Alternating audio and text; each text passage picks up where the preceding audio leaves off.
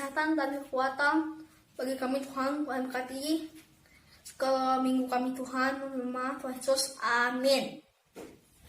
Hari ini kita akan menyanyikan lagu I Love You Jesus Deep Down in My Heart. 1, 2, 3.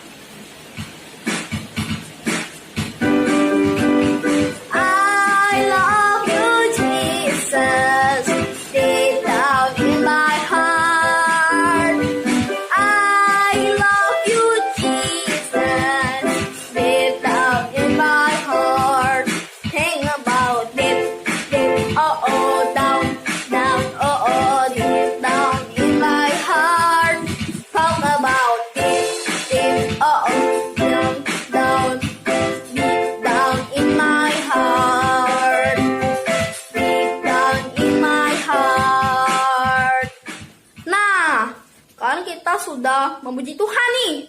Sekarang kita mau ngapain ya? Betul sekali.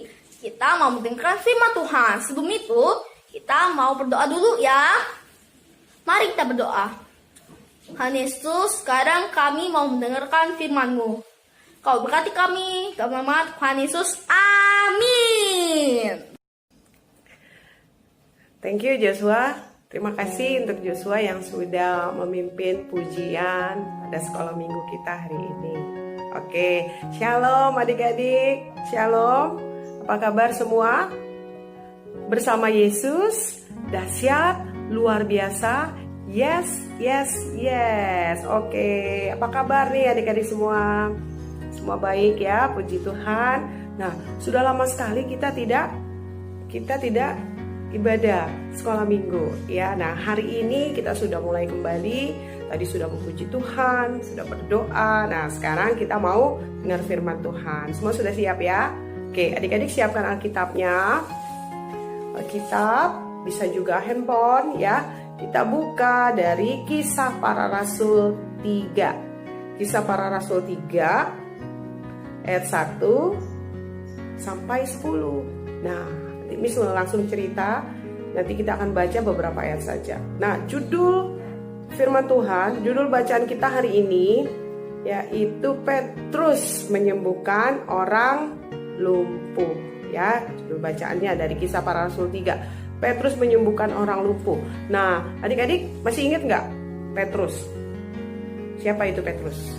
Dia adalah murid Tuhan Yesus. Tapi murid Tuhan Yesus yang bagaimana ya Petrus ini ya?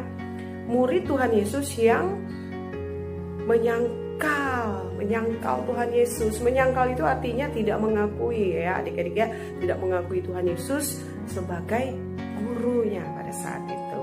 Ya adik-adik. Nah, tapi apa yang terjadi dengan Petrus ini?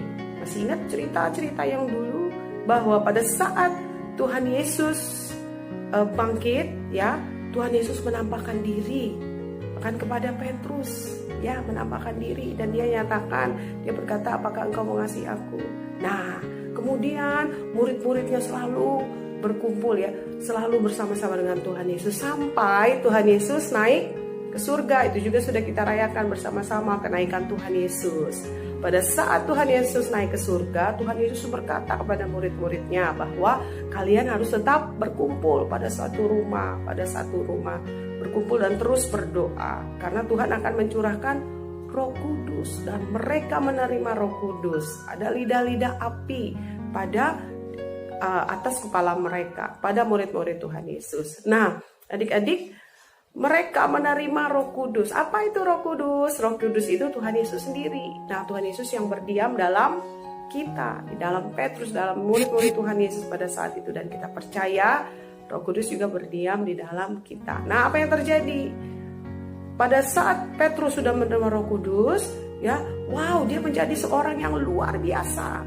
Berbeda sekali. Dulu dia mungkin pemarah, ya, tapi saat mereka menerima kuasa Roh Kudus, Petrus menjadi seorang yang percaya diri. Dia dapat berkata-kata tentang firman Tuhan atau berkhotbah nih di depan banyak orang, tidak malu-malu lagi. Kenapa? Karena ada Roh Kudus yang memberikan kemampuan. Pada suatu hari Petrus dan Yohanes berjalan, mau ke bait Allah. Tapi di situ ada seorang yang lumpuh sejak lahir. Wah, kalau sejak lahir berarti waktu baby sudah gak bisa jalan, lumpuh dan selalu duduk di depan gerbang itu, selalu minta-minta. Dia ternyata seorang pengemis. Pada saat Petrus dan Yohanes lewat, dia minta-minta, Pak, kasihan Pak, kasihan, mungkin seperti itu.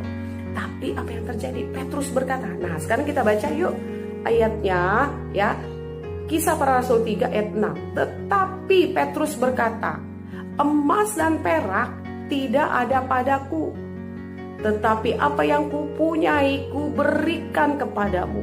Demi nama Yesus Kristus orang Nazaret itu, berjalanlah. Lalu ia memegang tangan orang itu dan membantu dia berdiri. Seketika itu juga kuatlah kaki dan mata kaki orang itu. Wow. Lalu ia melonjak berdiri, lalu berjalan kian kemari. Nah, coba lihat dulu nih ya. Jadi si Petrus berkata, aku gak punya emas, perak, atau aku gak punya uang nih, tapi apa yang ada padaku yaitu Yesus Kristus. Nah, disebut ya, yaitu Yesus Kristus. Dan dia berkata, demi nama Yesus Kristus orang Nazaret, berjalanlah.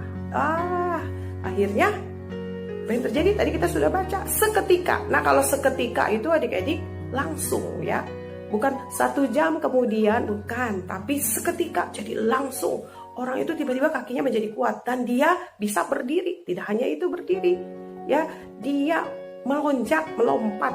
Nah, ya, berjalan kian kemari. Bolak-balik, mondar-mandir, berjalan begitu ya. Nah, akhirnya orang-orang langsung, dia ini yang setiap hari duduk di depan pintu gerbang, tapi kok dia sudah bisa berjalan, berdiri. Nah, apa yang terjadi ya?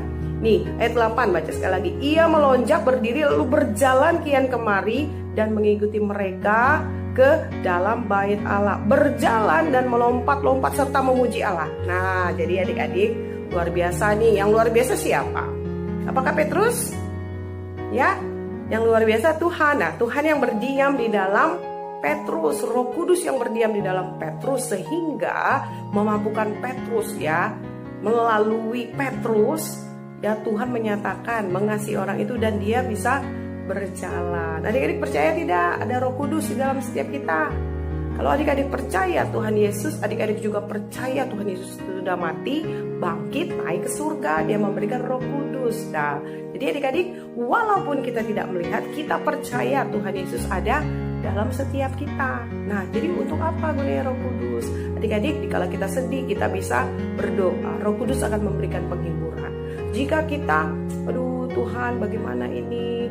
Aku mau berdoa untuk papaku yang sakit. Adik-adik percaya saja, Tuhan Yesus atau Roh Kudus yang akan memampukan dan menyembuhkan ya. Oke, Tuhan Yesus memberkati. Oke, adik-adik, tadi kita sudah dengar firman Tuhan ya, Jos ya.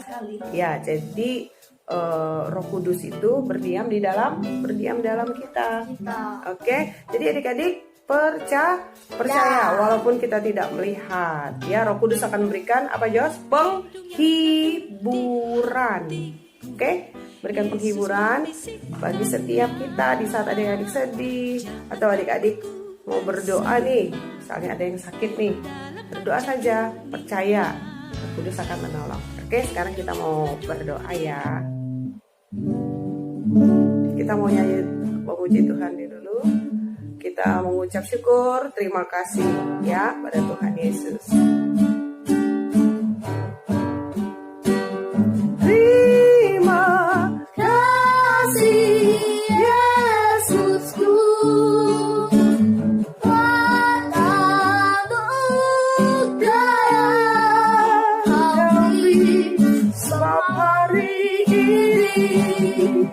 Tuhan adakan syukur bagimu. Sekali lagi terima kasih. Terima kasih Yesusku buat anugerah yang Kau beri sebab hari ini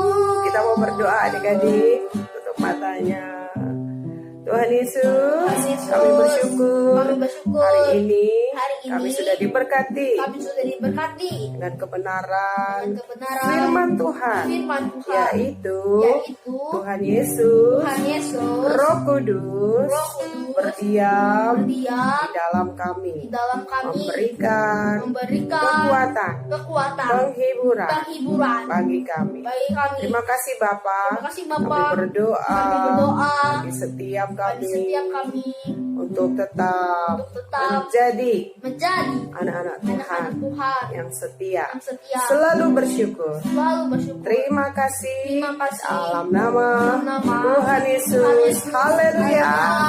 Amin. Amin. Oke, kita udah selesai ya, Jos. Iya. Ibadah sekolah minggunya. Nanti kapan lagi kita ketemu?